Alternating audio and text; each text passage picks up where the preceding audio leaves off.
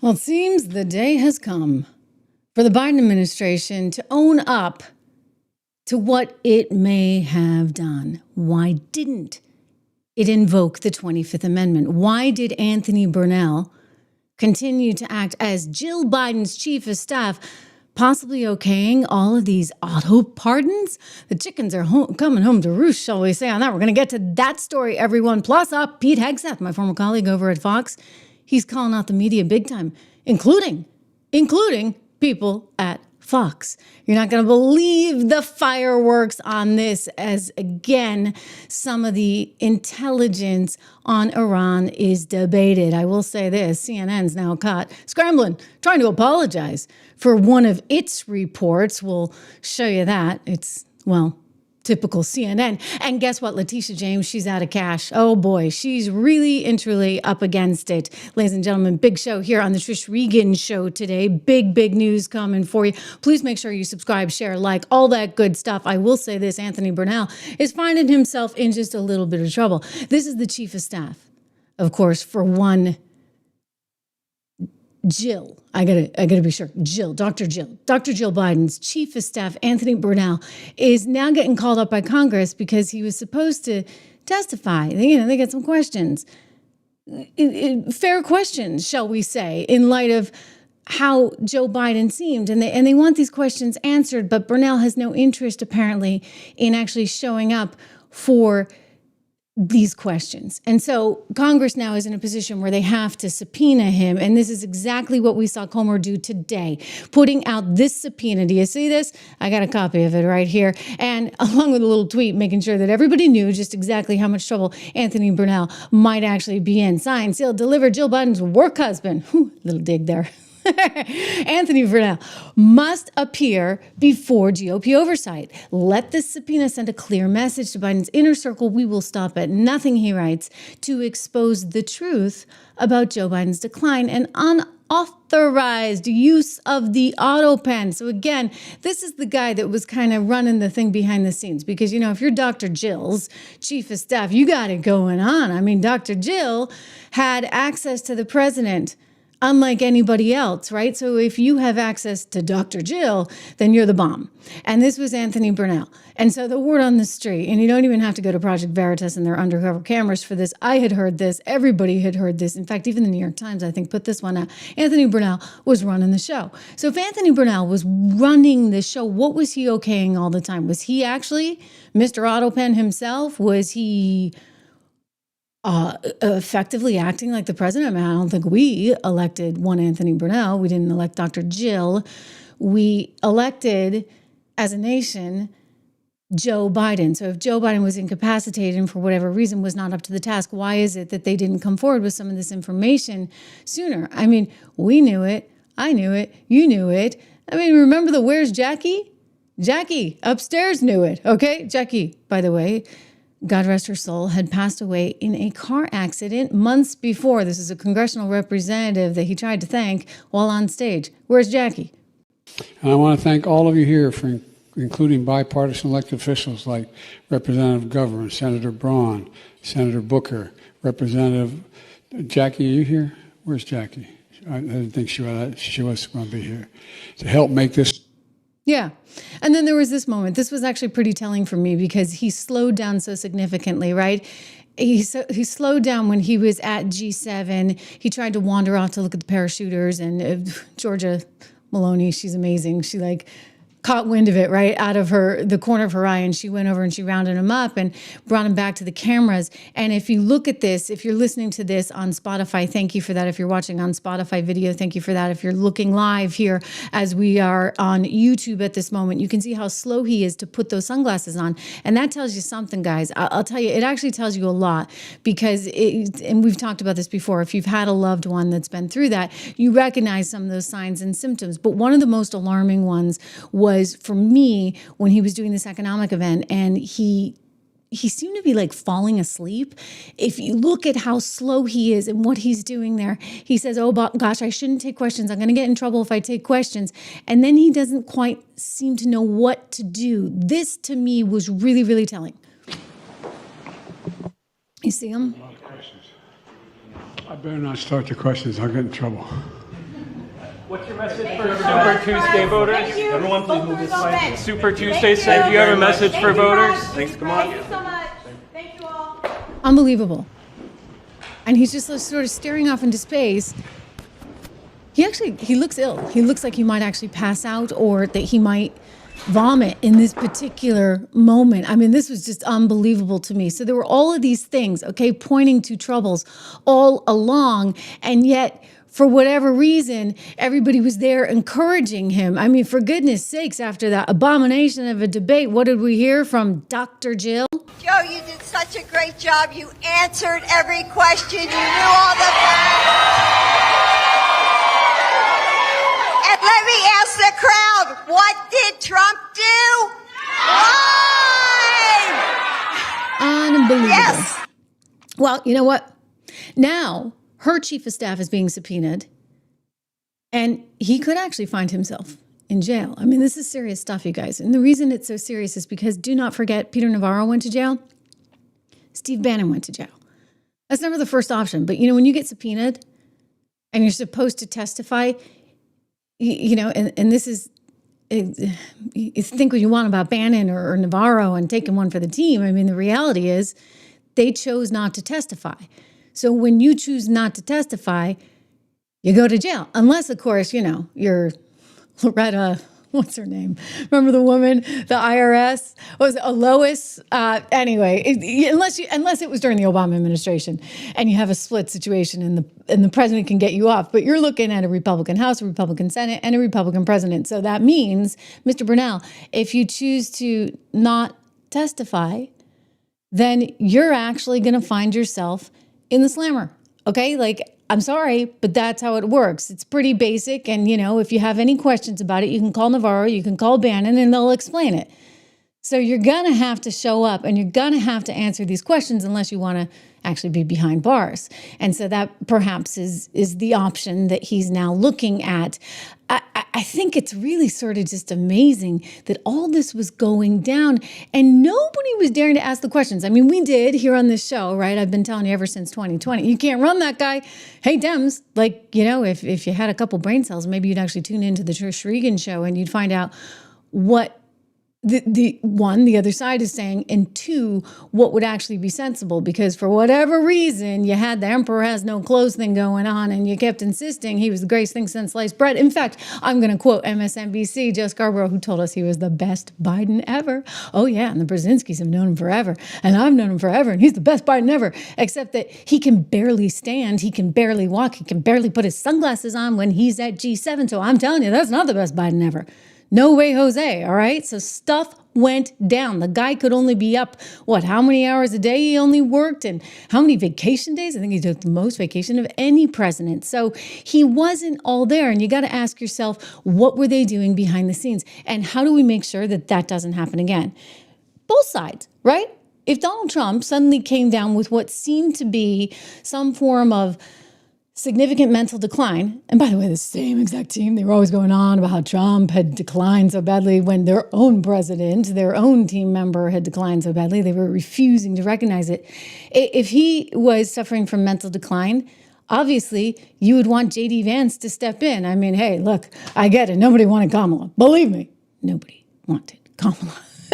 So that was a tough lever to pull. I get it, okay?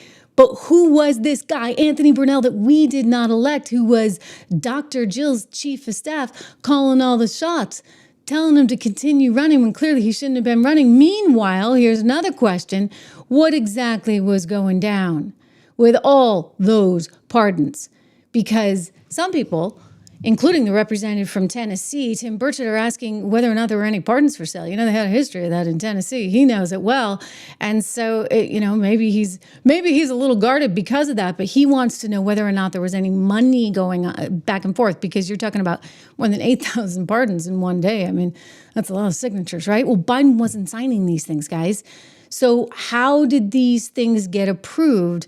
Was Bernal the guy that did it? Or did you have low-level staffers, as Tim Burchett is suggesting here on my friend Benny's show? Let's take a listen. He said this maybe about 10 days ago or so, but I think it's relevant in light of what we're learning. Listen. Got staffers.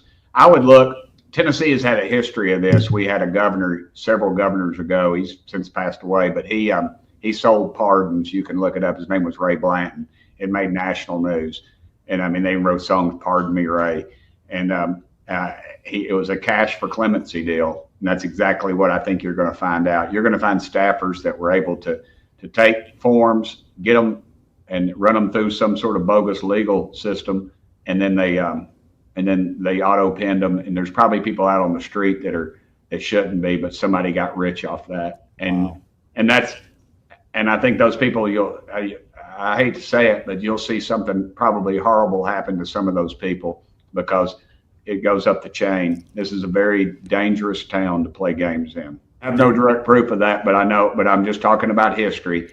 And if you got somebody making $100,000 a year and somebody offers you $250,000 in some safety deposit box.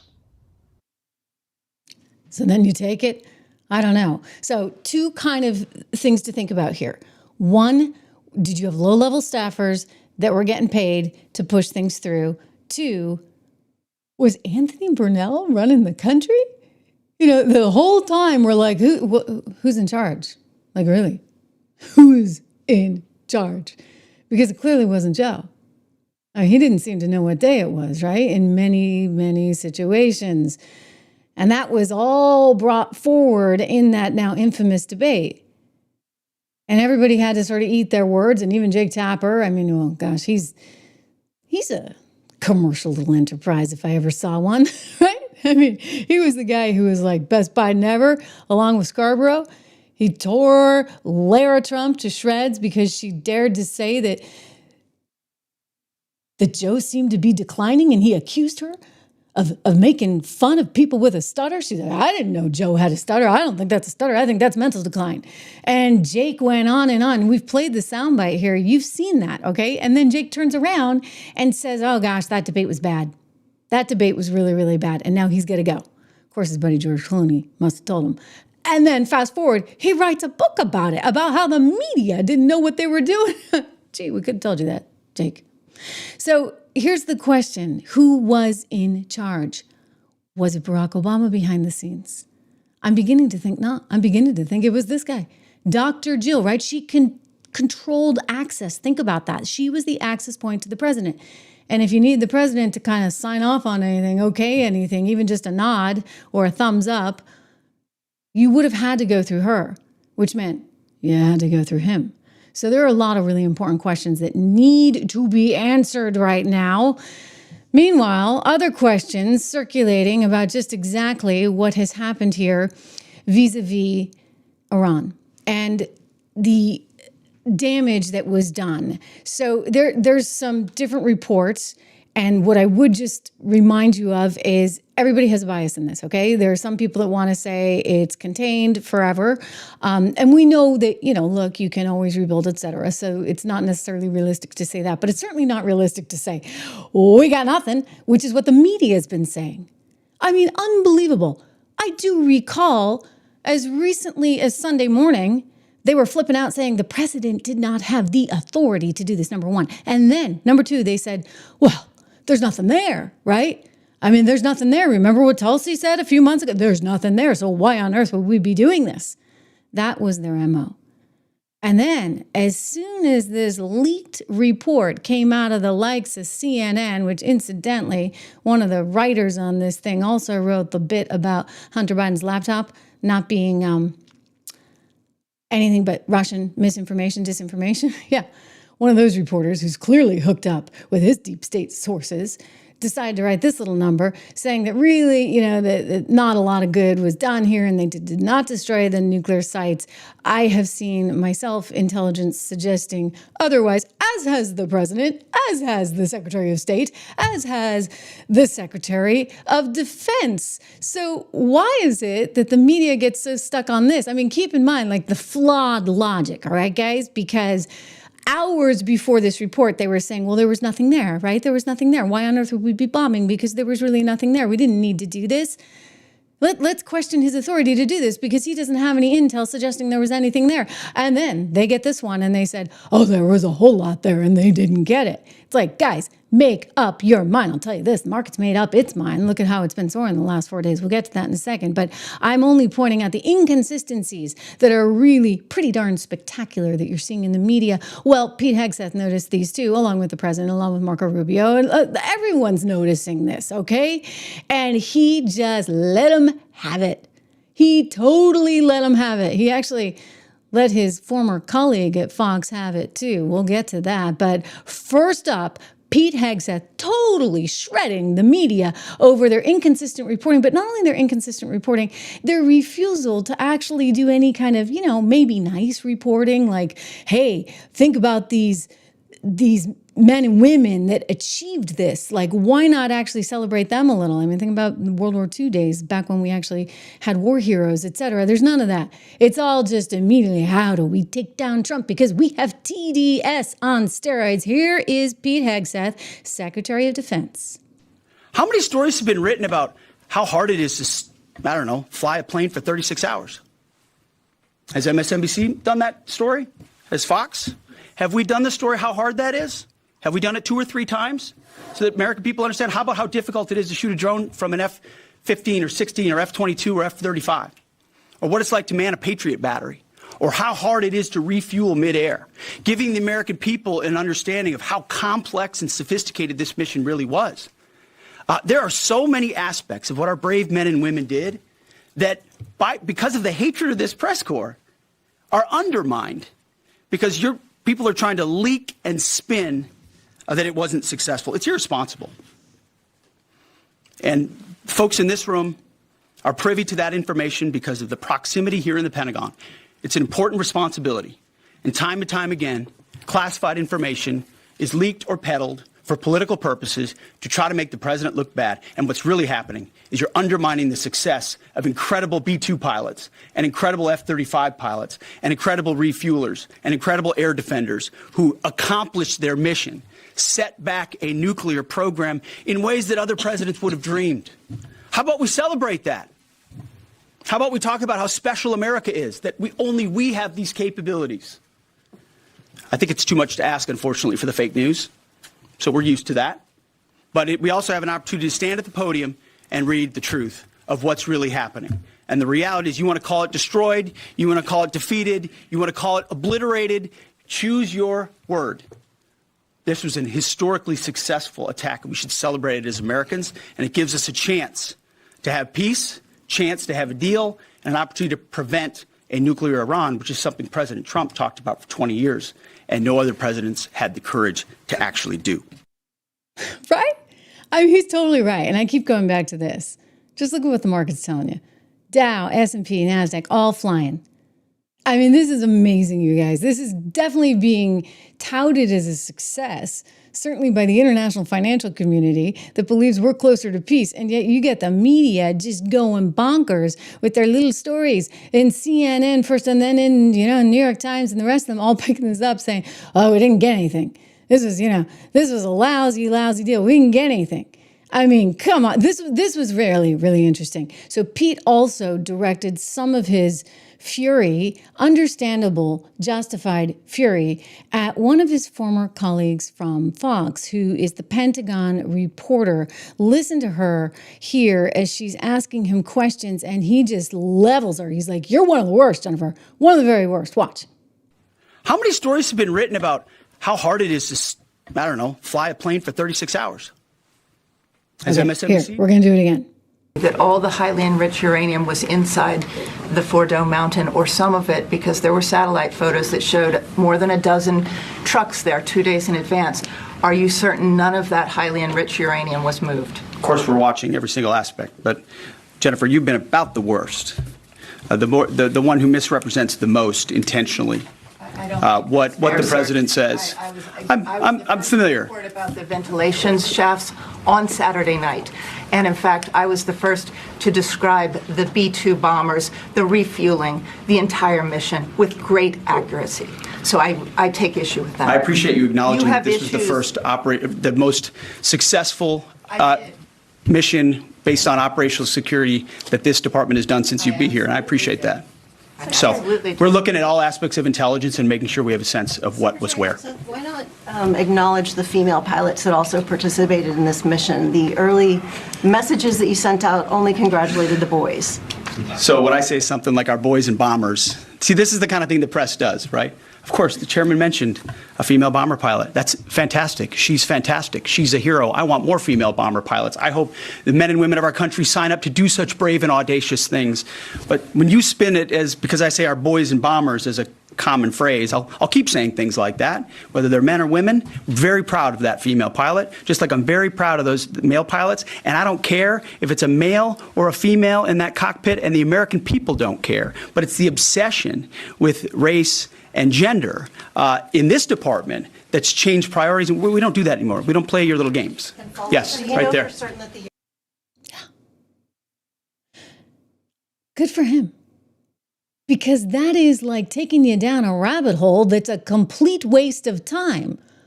I mean, for goodness sakes. Anyway, he clearly has no use for her. He knows her personally. I know her as well. And look, here's what I'm just going to say, and I have more to say on this.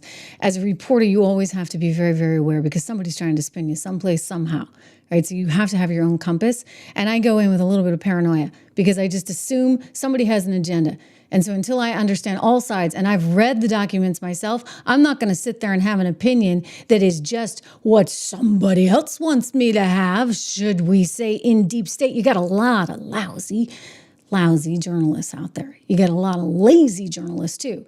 And so here they are, spoon-fed stuff, right? Spoon-fed stuff by people with clear agendas. Marco Rubio hit the nail on the head when he said this at NATO. He's like, these people in deep state, they have a particular bias. And by the way, let me be perfectly honest, their bias might actually be towards having us in a bigger controversy.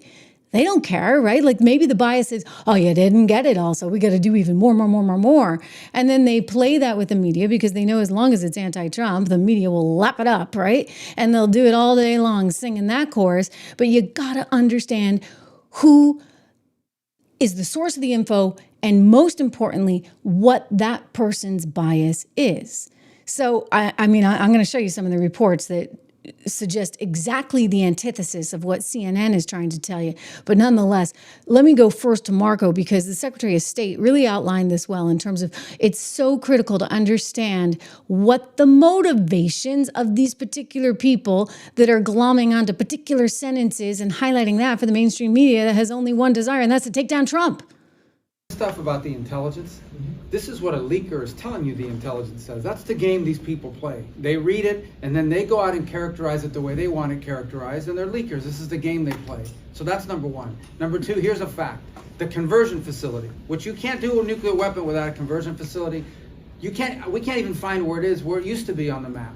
You can't even find where it used to be because the whole thing is just blackened out. It's gone. It's wiped out. It's wiped out. Then we dropped 12 of the strongest bombs on the planet right down the hole in 2 places. Everything underneath that mountain is in bad shape.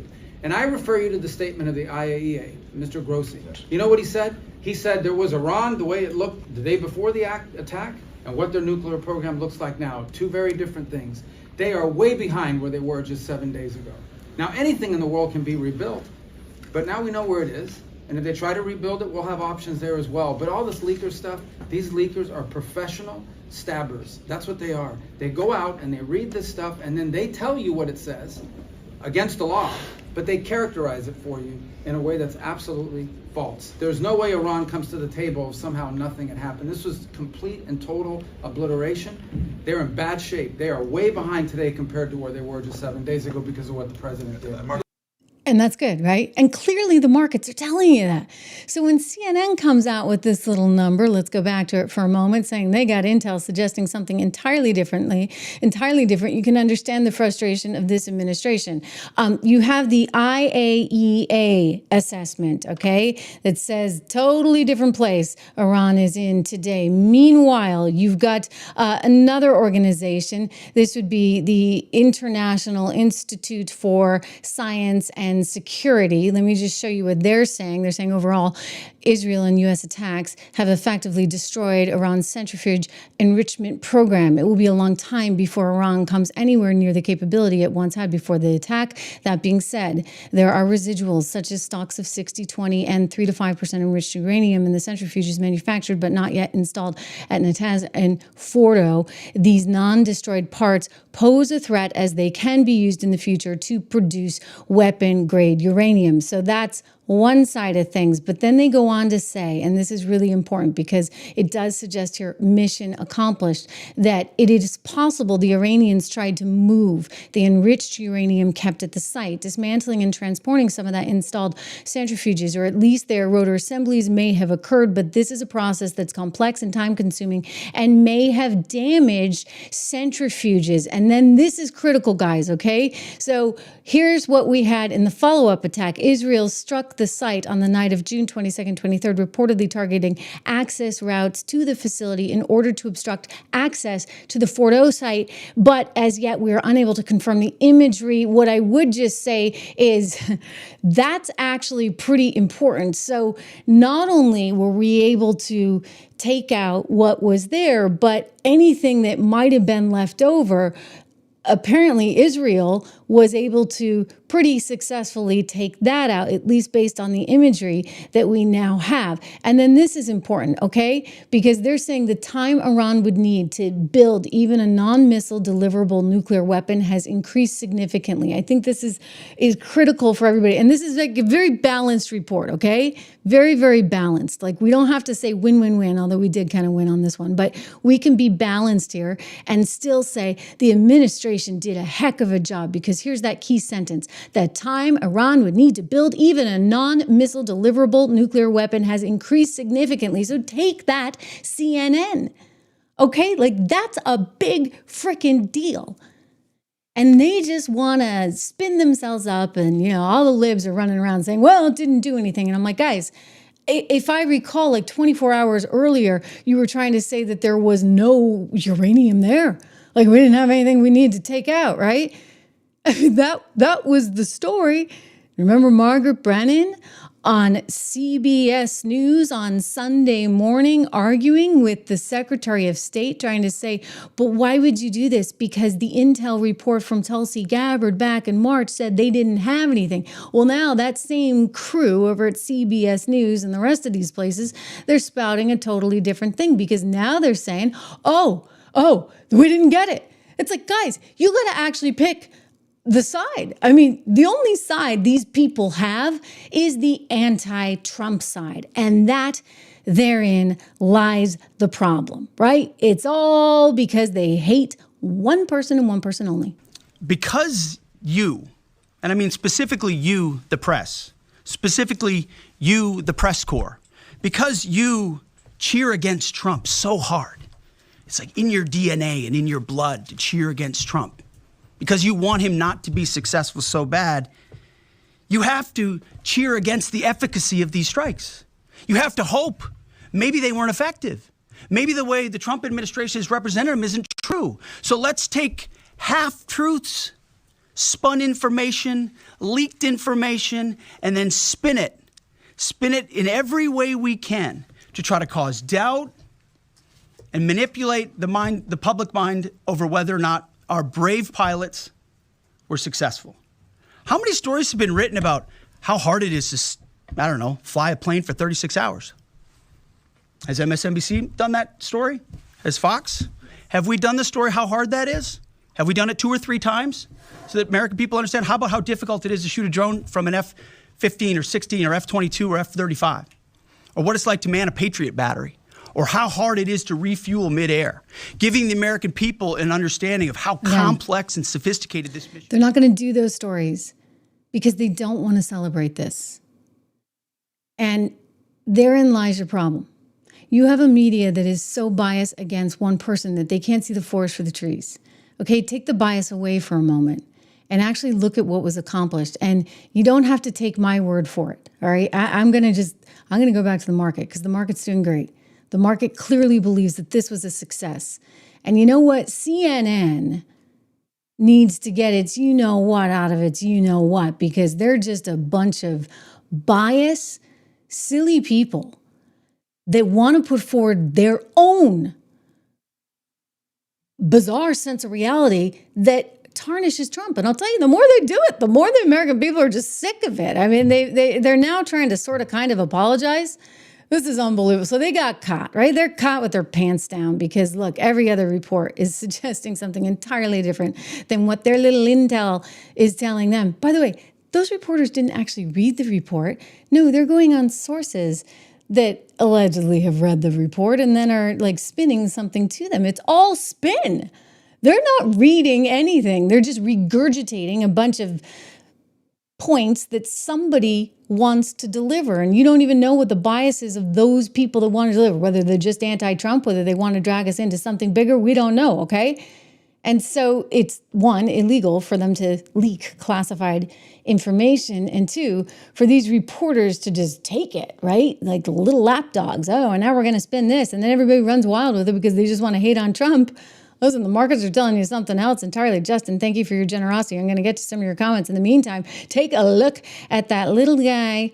He's not so little. He's just little, but he's not so little. That is their media person. He was like fired by them and then I guess rehired not to host a show because he clearly can't host a show. Although that hasn't stopped CNN from putting other people on that clearly cannot host shows. Anyway, he's got some little title as their media guru. And I want you to hear him try to apologize, but not apologize because, you know, he's saying, oh no, we didn't really say all that. We didn't try and, you know, dismantle any of it. We're actually, oh, well, we'll let him say it. There's so much more reporting to do on this topic. This is a very complex matter, even though Trump tried to make it sound simple on Saturday night. It's really important to note what CNN did not report. CNN did not report that this mission was a failure. Far from it. It may have turned out to be a tremendous success. We just don't know all the facts yet, and neither does the U.S. government. That's a good little spin. Okay, so they're trying to reframe things because you see, they're in more trouble. They're in more trouble. And it's not just that they're in trouble with the administration that doesn't have a whole lot of use for them. They're actually in trouble with their viewers because the viewers are sitting there and they kind of agree with Pete. They're like, yeah, why don't we hear about some of the good stuff? Ever. Well, you're not going to hear about the good stuff because this particular team of media reporters, one, are lazy, two, have a bias, and three, want to take down Trump. Okay? It's pretty darn simple.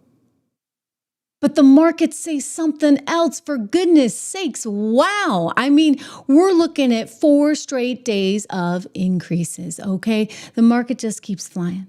So that tells you a lot. Again, you can put all the intel reports aside. What does the media say? You can put that aside. You can just look at where the money's going. And it's going right into U.S. equities. This is, and you know what? More's coming in. So I hope you're in. And if you're not, please do me the favor of going to my company. I'm going to put it here in the chat, 76research.com. Use code word dollar, okay? Use code word dollar because then it's just $1 a month for the first 2 months. And this is my financial research company. We have a lot of great ideas. Actually, we're publishing a new idea for 76 Report, folks, this afternoon. I think that's coming out this afternoon, maybe tomorrow at the latest. But we have another stock idea we want to tell you about. One of the ones that we had put out recently is up 23% and is actually it's actually up more than 23% right now because the market's been so on fire. But since we acknowledged it recently, and we expect that it's going to continue going higher. So you want to be part of this, okay? You want to be part of this. I hope you're part of this. It's a really important time for the economy and for the markets. So again, 76 Research, use code word dollar there today. We have more to get to because Letitia James is out of money. Letitia James is like really losing it. I mean, she's got her own personal troubles, right, that she's up against. But the state of New York is up against quite a bit too. We're going to get to that.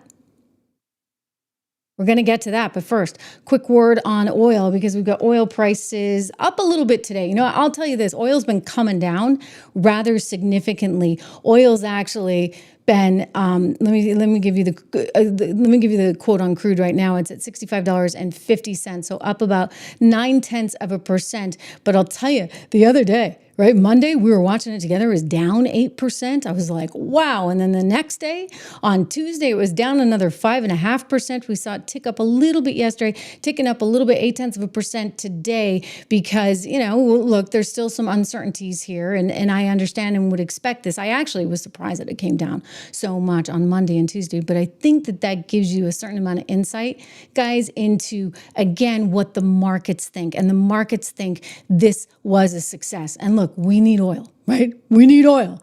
We need oil here. Thank you very much. That's why the drill thing is going over so well. Everybody wants to paint fossil fuels as bad, and that they're the villains, and you get that from the legacy media all the time. But here's the reality. You know what? We've had a heat wave where I am right now in New Hampshire. Thank God for the air conditioner. Right now, that air conditioning, actually, I'm a person who's in good health, et cetera. I don't need to worry about crazy heat, but there are a lot of older folks that do. And if they don't have air conditioning, what happens to them? I mean, that's actually an example of fossil fuels keeping us safe, right? Like, they don't tell you this. Air conditioning keeps you safe. It prevents heat stroke. It actually also helps us in the winter, does it not? Because we would be struggling with extreme cold if we didn't have fossil fuels. They provide low cost power for our storm warning systems, which are kind of important, again, saving lives so that we can have time to evacuate and save our lives. So as much as they want to taint this all as bad and oil and fossil fuels, et cetera, I think you got to always kind of look at the whole picture here. It's a big part of what we try and do here on the Trish Regan Show. And just remember that, it's not all bad, because we wouldn't have been saved from so many really disastrous climate situations, extreme temperatures, drought, floods, storms, wildfires, all of those things, if we didn't have the fossil fuel infrastructure and technology. You can learn more at one of our show sponsors' sites, oilfacts.com. This is brought to you by the NASDAQ-listed Prairie Operating Company, a high-growth, low-cost producer of safe and responsible American energy. Go to oilfacts.com. Again, oilfacts.com. You'll learn much more about this. It really, though, is just amazing how they try and twist and turn all of this. 76research.com for more on oil prices and how you play this right now. Meanwhile, wow.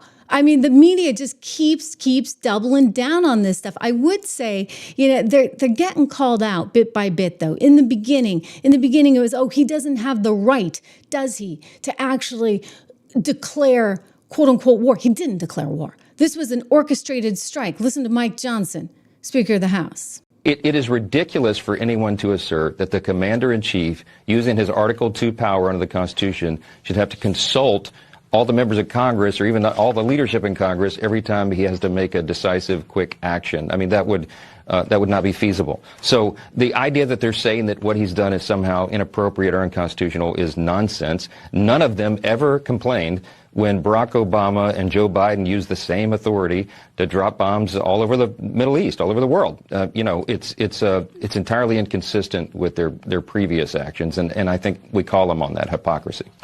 You better believe it. We have to call them on the hypocrisy. You get AOC saying you got to impeach the guy because he did this without consulting her. We're going to consult AOC and Jasmine Crockett before it would kind of ruin the element of surprise, don't you think? I mean, maybe just a little teeny tiny bit.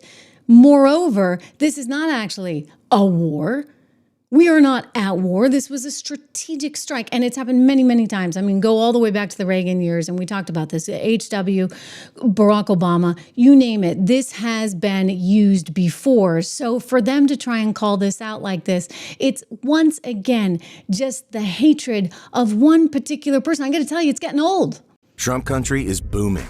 We're building, hiring, and winning in America because energy tax credits put America first, bringing manufacturing jobs home and creating a stronger middle class. Jobs and factories will come roaring back into our country. More production at home will mean stronger competition and lower prices for consumers. And America's comeback depends on American energy.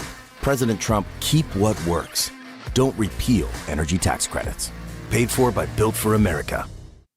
It's amazing, though. It's just amazing how they all think alike.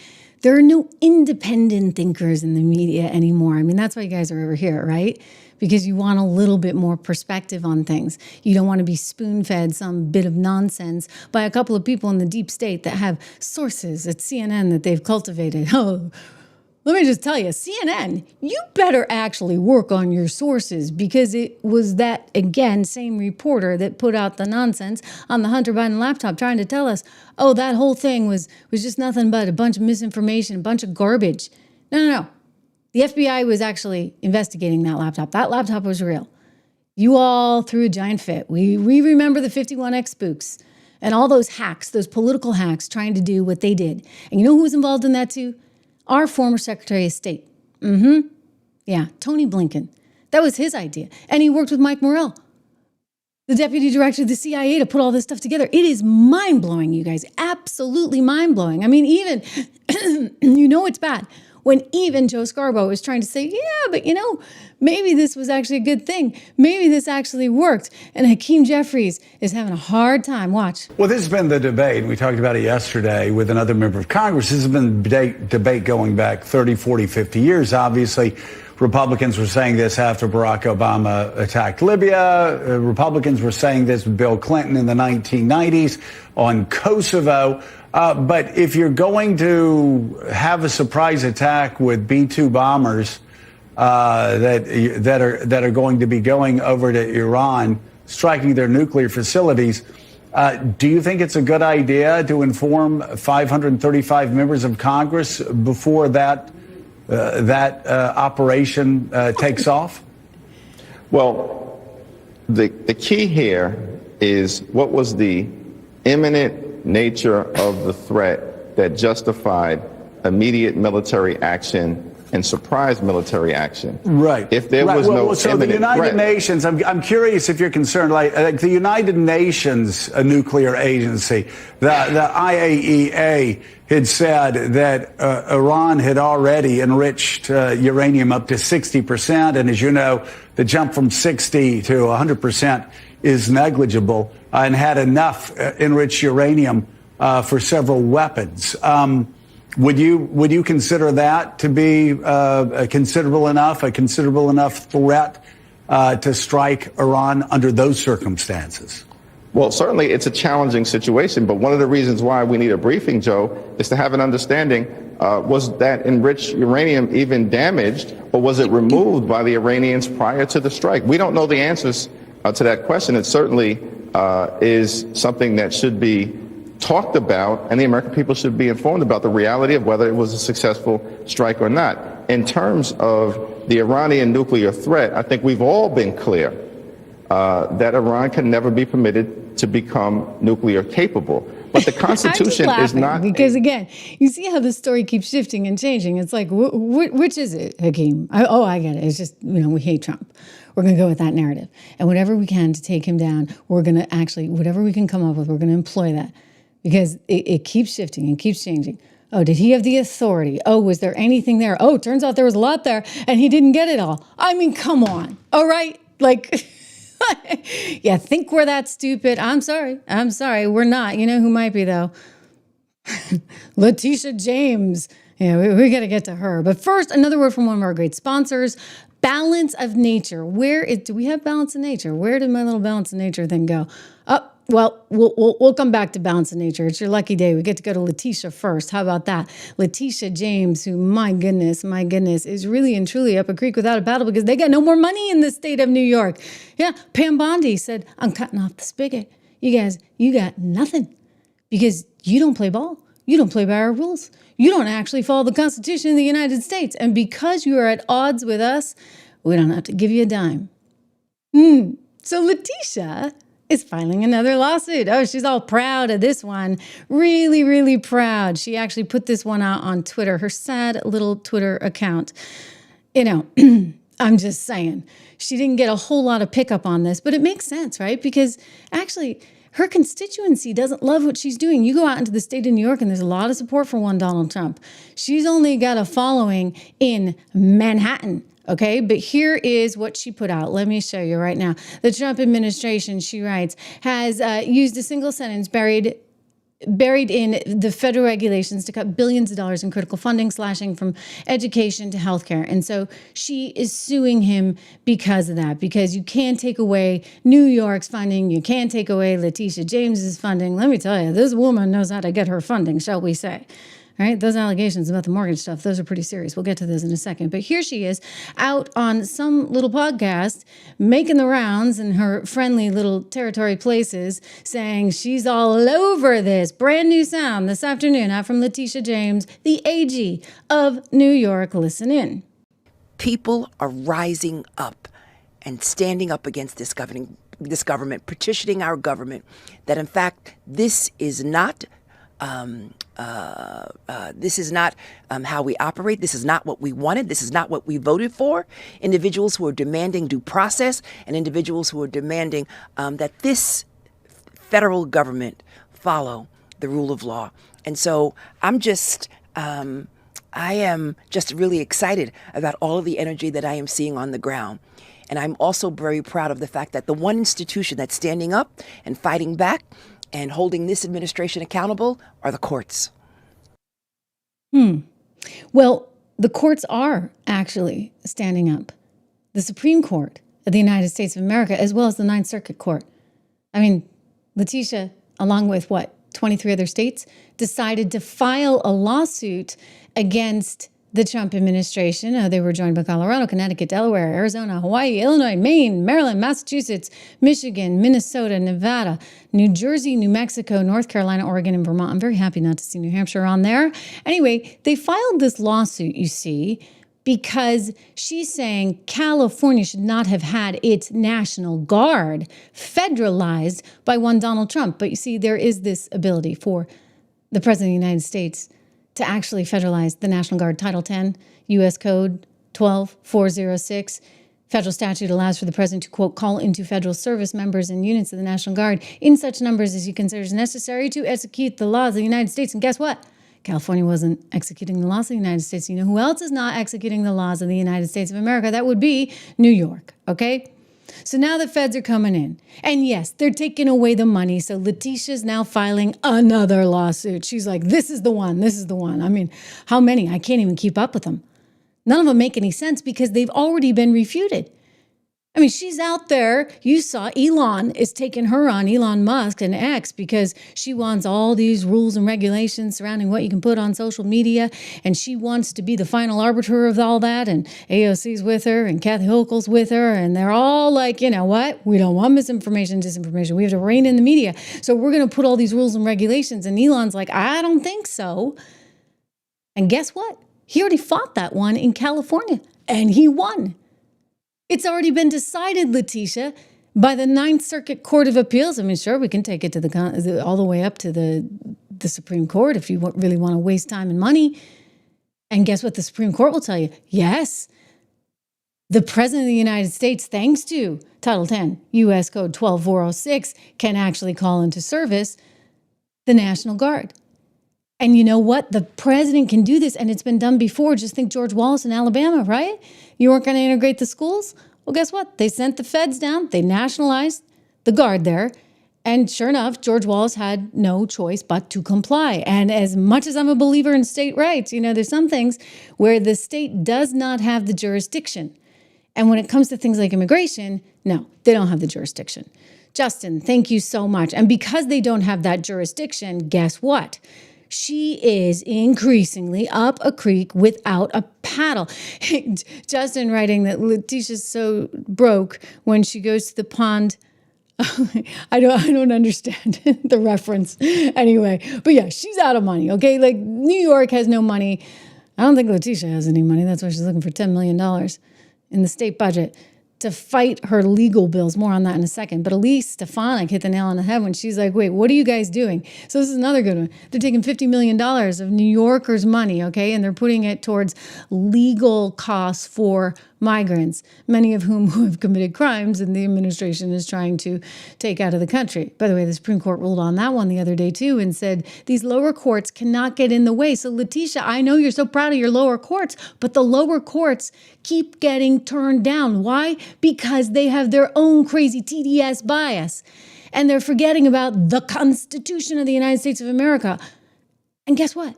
The feds have the power. I mean, lots of power when it comes to immigration. And, we've talked about this before. You get the naturalization clause, Article 1, Section 8, Clause 4. The Congress shall have the power to establish a uniform rule of naturalization. And that means anybody who's going to become a citizen, they gotta go through the federal government first. Congress establishes those rules. So, Letitia, you're in a state. You don't get to be your own little island there in Manhattan. No. You actually have to comply with the laws of the United States of America. And the federal government has the jurisdiction here, and they've got this, they got everything going for them on this one, whether it's the naturalization clause, whether it's the supremacy clause, whether it is the commerce clause, one of my favorite that you can use for quite a bit, right? Because that's also regarded, you have to have some kind of consistency as a United States of America. And this is why we were set up in this federalized system. So that, yes, you have limited federal power, but there's some kind of basic things. And she doesn't understand the basic things. So she's out there preparing for this hostile takeover of New York, which is going to have to happen. Okay? It's going to have to happen, ladies and gentlemen, because she just doesn't actually. Michael Meadows, let me get to your comment. Thank you so much. It's just thanking me for staying on top of everything. We try to do so very much here on the Trish Regan Show. And you know what? You guys have been great because we are now, again, in the top 100. I think we went up this week. We're like number 62, up from 80. Not bad, right? Hey, we're getting there. Pretty soon we'll be in the top 10. Watch. Joe Rogan, watch out. Anyway, this hostile takeover, Trump's new sweeping directive to ICE sends liberal cities quaking. He is saying, okay, you guys don't want to do the hard work, the dirty work. Well, I'm sending ICE in to do it. And if you're not going to cooperate with any of this, then Pam Bondi's cutting you off. You're going to have no funding, no money. And now Letitia is flipping out. And she's relying on all these lower courts. But the lower courts are not going to get anywhere. I'll tell you one other thing that she's going to have to really focus on right about now. I told you she's out of money. She's got a lot of legal bills that she's going to pay. Remember when she said, and by the way, she's like politically in a very, very bad spot because we've talked about some of these numbers, some of the poll numbers that are pretty extraordinary. She is in a very delicate spot. You just had that election, right, in New York City. Well, the rest of New York is not like New York City. They're actually pretty pro-MAGA and they're pretty pro-Trump. And so they don't appreciate what Letitia James is doing right now, but she's getting money from somebody to keep moving forward. Well, she's got money from taxpayers. What am I saying? She's getting money from the taxpayers because, I mean, the GOP doesn't want this happening and they're trying to stop this from happening, but she's got $10 million that she's trying to use for her fancy schmancy lawyer who actually represented none other than Hunter Biden. Small world that it is, right? When powerful people cheat to get better loans, she wrote back when Donald Trump was getting charged, $500 million? He still is. That hasn't changed. When powerful people cheat to get better loans, it comes at the expense of honest and hardworking people. Quote, everyday Americans cannot lie to a bank to get a mortgage to buy a home. And if they did, the government would throw the book at them. This is coming back to Hunter pretty spectacularly. There simply cannot be different rules for different people. Now, Donald Trump is finally facing accountability for his lying, cheating, and staggering fraud because no matter how big, rich, and powerful you are, or you think you are, no one's above the law. Gosh, I'm so glad you said it, Tishy. I'm really, really glad you said it because Bill Pulte over at FHA, he's got a little something that he had to refer to the DOJ because, again, if you cheat to get a better loan and you try to use federal taxpayer dollars to do it, you're going to have some problems.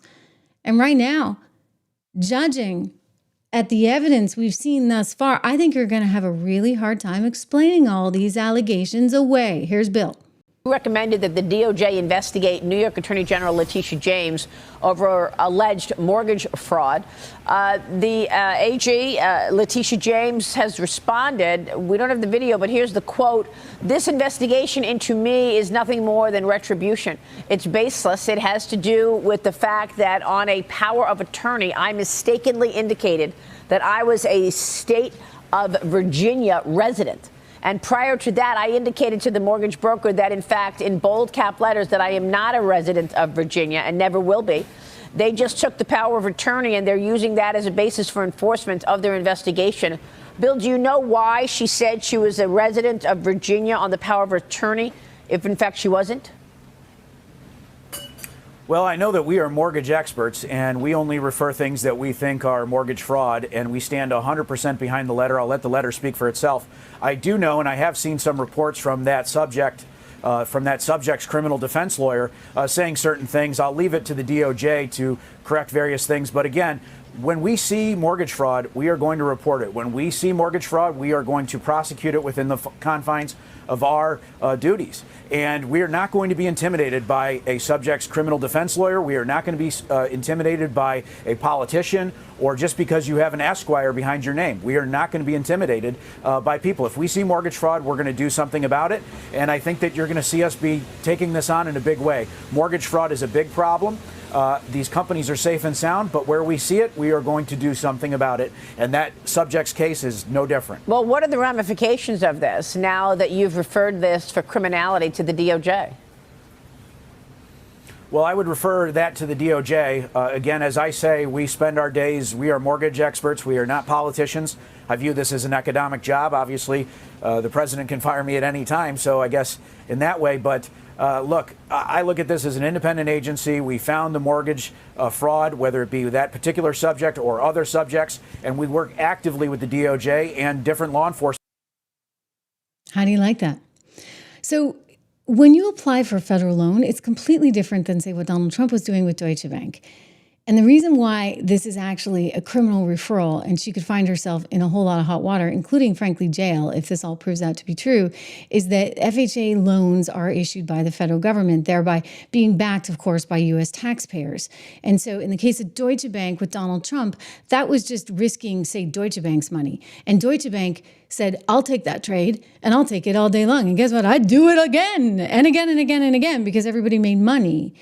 And the idea that somehow Letitia can come in the middle of it all and say, well, I don't think Mar-a-Lago's worth that.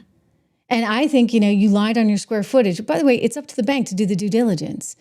In this particular case, though, you're talking about using government dollars, our taxpayer dollars. I mean, this is why, by the way, an aside, and we did this story yesterday, so go back and watch it if you can.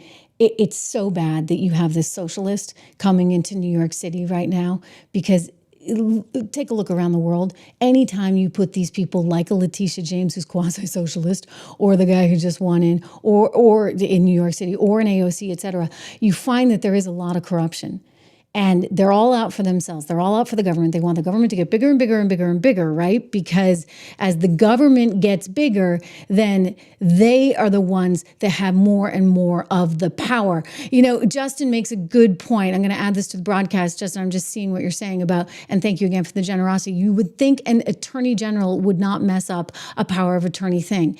Exactly, right? So she's going to be held to a higher standard, for sure, because of her legal background. And she should be held to a higher standard. Frankly, I think the woman should be disbarred just because of what she did over Donald Trump. And I expect that the appeals court, I'm getting annoyed with them, really annoyed with them, really annoyed. You know why? We've been sitting here waiting. We know exactly what they're going to do. For some reason, they can't quite do it. We know what they're going to do. They're going to throw the whole thing out of court. And Letitia James, I'm telling you, this woman not only needs to be disbarred, she needs to be voted out and voted out fast. I mean, if she doesn't go to jail first. And you know how I know that the appellate court has no use for the case that she brought? Well, they said it. Remember? It was using... I'm sorry, but what's being described sounds an awful lot like a potential commercial dispute between private actors.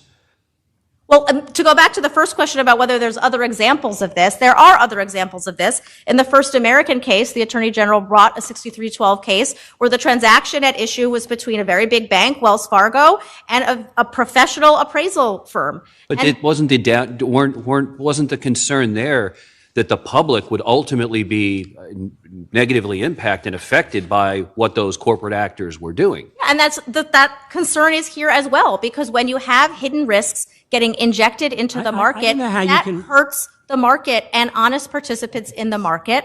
And the legislature also decided, contrary to what defendants think, that making sure that business in New York stays honest is the way to attract and keep business to that in New point, York. the Executive Law 6312, I just want to read a section of it. Well, not exactly, but... Yeah, the only judge that seemed to be standing up for her. I loved how they just slammed the woman who was Judith Vale arguing the case for Letitia James. Like right off the bat, the judges were like, you don't even have a victim. What are you doing here? May it please the court, Judith Vale for the New York Attorney General's office. All of the defendants repeatedly violated... Ms. Vale, can you identify any previous case in which the Attorney General sued under Executive Law 6312 to upset a private business transaction that was between equally sophisticated partners where the supposed victim had the ability and legal obligation to discover the allegedly misrepresented matters by conducting its own due diligence, where the supposed wrongdoer advised the supposed victim through written disclaimers to conduct its own due diligence and to draw its own conclusions, where the alleged misrepresentation almost entirely concerned inherently subjective valuations of properties and businesses. Yes. And where the victim never complained about any fraud in the transactional losses from it. Because I've gone through the cases which you've cited, and all of them always involved the consumer protection aspect. It involved protection of the market. Several responses. And I want to add to his question, and little to no impact on the public marketplace. Yeah. Okay. Little to no impact. You guys remember that. That was just brilliant, right? Little to no impact on the public marketplace. So now she's being sued. The indictment's coming. The grand jury's issuing subpoenas. They need to get to the bottom of this. I mean, granted, they want to do this and they want to do this right, but I don't think this looks good. One of you guys was making the point, and it was a good one. Justin, I think it was you. The fact that she should be held to a higher standard because she's an attorney herself. It's a very, very good point. And also, I think I would question this, like, what was the history of stuff going on? This is the one in Virginia, right, where she's saying with the power of attorney that she intended to live there full time. Then you had that brownstone in Brooklyn where it was disputed about how many levels there were, because apparently you got government money if it was 4 instead of 5. So even though she had 5 levels, she was out there saying it was 4. So how many years did she get government money for that? And then there's this one. I mean, I don't know how she explains this one away. She got a mortgage with her dad, this house with her father, where she labeled herself his wife. I mean, I know it's going back to 1983, but you see, it kind of seems like there's a history of problems, if you would. This is the house that they were buying. And she seems to have no problem manipulating, I don't know, the law when it's going to serve her purposes. These are allegations, I need to be clear to say, but it certainly seems a little fishy, does it not? So I think she's going to be in more and more trouble. Again, the history of problems here is one of the big, big issues, as Stephen Miller, policy advisor to the president, so accurately pointed out. Response. My response is that Letitia James is one of the most corrupt, shameless individuals ever to hold public office. She is guilty not only of those crimes, but of countless more crimes by using and abusing your public office to try to persecute an innocent man, depriving him of his rights, engaging in a conspiracy to obstruct our election, and to overthrow our democratic processes and procedures. She is guilty of multiple significant serial criminal violations. So this is the document that was in question where she did say that it was her principal residence. I mean, her point is, it was just a mistake, just a clerical thing. I think she's going to have to explain more. I really do. And I think that things are going to start to get very, very difficult for one Letitia James. But you know what? For the rest of the country, we're looking pretty good, right? Again, market higher right now. And that's in part because of the deemed success overseas. I mean, the market sees this completely as a success. So CNN can say whatever it wants. MSNBC can say what it wants. But look at the market, because the market is telling you a lot. These are investors who are trying to predict 3 to 6 months out. It's why I keep saying you want to be invested right now. You want to be invested for the long term. Oh, we have our June pick. We put it out for Father's Day, and it's up 23% since we picked it. It's actually up more right now. I should actually check that number because we've had such a successful week in the markets. But you can look at all of our picks if you go to 76research.com, use code word dollar today. Do that for me. And this is my company, okay? I started it with a very dear friend, longtime colleague who spent decades on Wall Street managing billions of dollars. And so I'm able to, with him, we're leveraging our expertise to bring it to you. And we don't have any conflicts. There's no constraints. There's no, if you push this or whatever. There's None of that. So this is just, it really is for you guys. I wanted to create something to enable more people to have this power to invest. And I know it's scary. It's very scary for a lot of people, but there's so much good happening right now. I'm a big believer in the MAGA economic policy. So I've been excited about everything that's happening. And I think there's more and more good things to come. I mean, heck, we got the big, beautiful bill on the way, right? I mean, I know we've been focused on the Middle East, but there's something happening on the economic front that's going to make a lot of investors very, very happy too, because the expectation is those tax cuts are going to continue. I sat down with my friend Kirk Couchman from AFP, Americans for Prosperity, one of our favorite groups here on the Trish Regan Show, and he had some very interesting things to say, including this. It's happening, baby. It's happening. Here to talk about what's going on with that big, beautiful bill, we have my friend Kirk Couchman from Americans for Prosperity, budget policy fellow over there at AFP. Good to see you, Kirk. It's great to see you, Trish. And So always I'm like- excited to talk about the one big beautiful bill. The one big, beautiful bill. I mean, like, look, it's important. It's important to the president. He's got, some timelines under consideration that he'd like to see through, but we got a lot of other stuff going on that's kind of sucking up the news cycle right now. Where are we on this bill? Is it going to happen? It looks like it's going to happen. It's already passed the House. It's in the Senate right now. They've got some procedural stuff they need to wrangle through, but we are giving it all of our energy and all of our support. We're doing grassroots events across the country. We've had a bunch of leadership team members here at our offices to talk about the legislation. We've been hitting the Hill, doing all these meetings across the AFP, Concerned Veterans for America, and Libre brands. And we're just talking to everybody we can about the need to prevent tax hikes. Okay, so all systems go. Who are the holdouts? Well, there are different concerns that different senators have about the legislation. Some want more spending cuts, some want less, some want this or that energy or healthcare or tax provision to be tweaked. And this is democracy. They have to sort this stuff out. It's a deliberative process. Okay, that's all fine. Are we serious about like a July 4th prospect? I mean, could this actually be signed, sealed, and delivered with a big celebration on the 4th of July? I mean, it's like just days away. Yeah, I mean, it's 8 days away. So that's a long time in D.C. sometimes, and sometimes it's no time. But we've seen all of the Senate committees put out their language, and now they're just working on the final details. So that could come together pretty quickly. The Senate is trying to have a vote this weekend, send it back to the House, so the House can send it to the White House in time for the president to sign it by July 4th. That's the hope.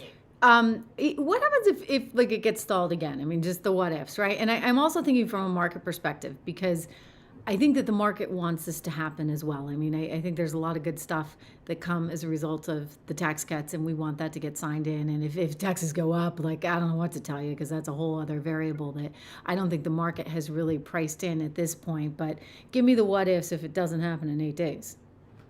Well, we hope it will. But if it takes a little bit longer, then that's okay. They don't really have to do this until the debt limit binds, and that's going to be sometime in August or September. So the drop dead date is really at that point. But it would be really nice to have it done in the middle of summer. We don't have to worry about that anymore. And there's a lot more business that needs to be taken up. So it would be good to move on to that. What does it mean for SALT? I mean, this is coming up, especially in light of the socialist getting the Democrat nomination there in NYC, and his chatter, I mean, whether or not he'd ever see this to first base, we'll see. Even Kathy Hochul, the governor of, very, very liberal governor of New York, is like, yeah, that's not happening, buddy. But he'd like to take the income tax on high earners up by 2 percentage points. So you're already paying 4%, right? No matter what in New York City. Now it's going to go to 6%. And here's the deal.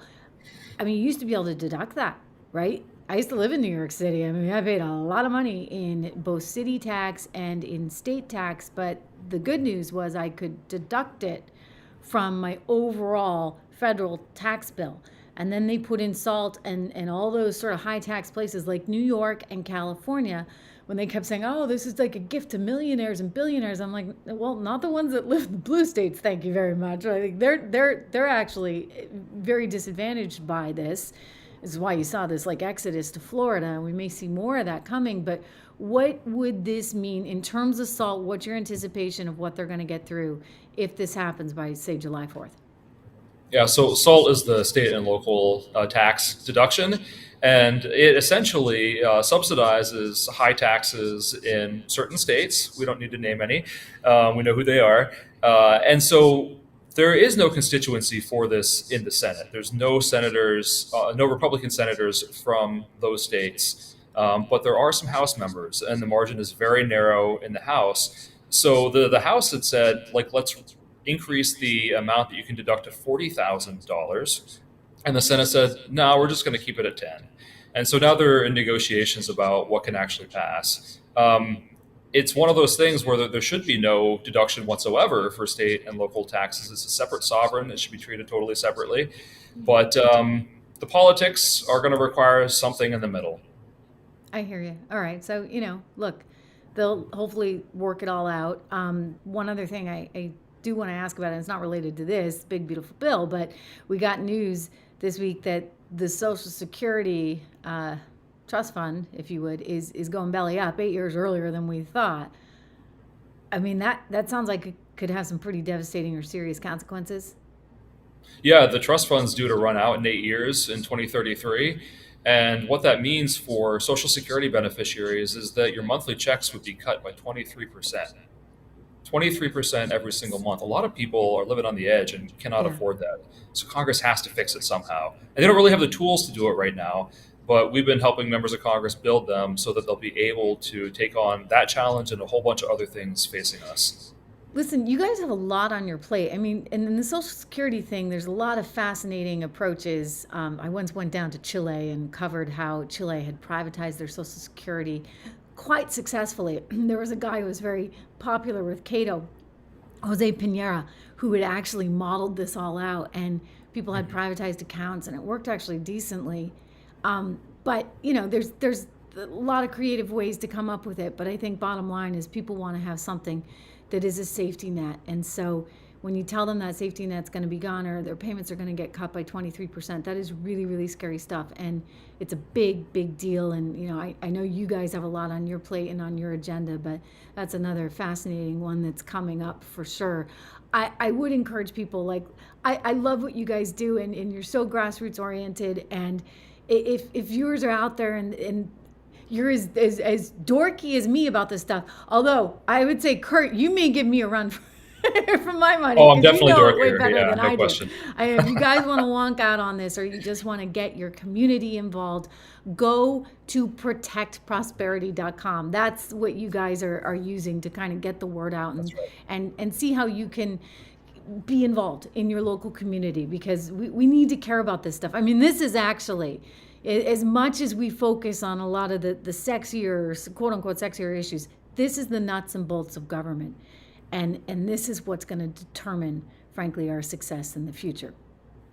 Absolutely. Freedom, prosperity, social peace. It's all important stuff. You bet. Hey, Kurt, it's good to see you. Thank you so much for all you do. ProtectProsperity.com. We'll catch up very soon.